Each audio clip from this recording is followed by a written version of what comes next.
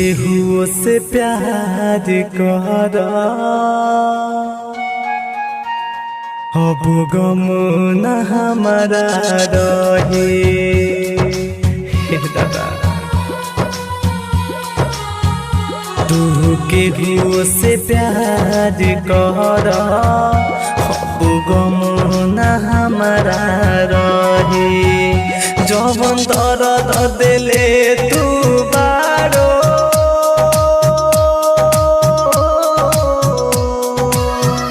जवन दर्द तू दिले बारो दिल पर पत्थर रख के सही। तू केहू से प्यार कर अब गम न हमारा रहे।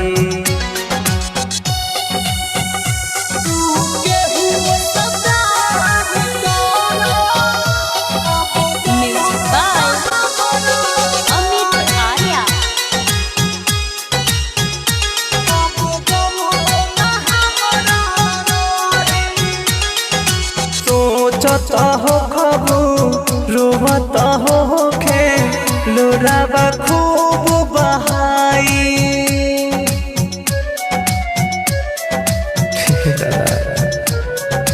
जाबे वफा तू जहाँ जहाँ हमारा कुछ नहीं बुझाई।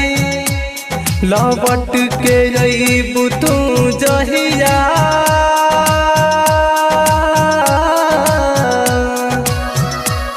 लौट के अइबू तू जहिया जरूरत हमारा न रही।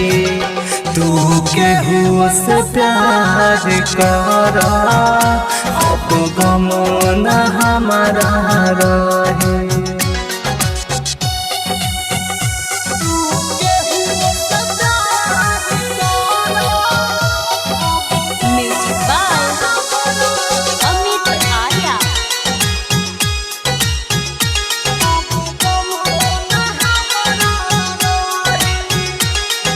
पर मारुति से तू कहलू हरदम प्यार निभाए।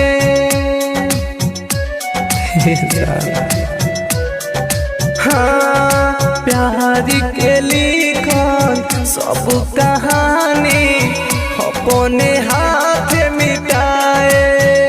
तार प्रेम के पीर बन के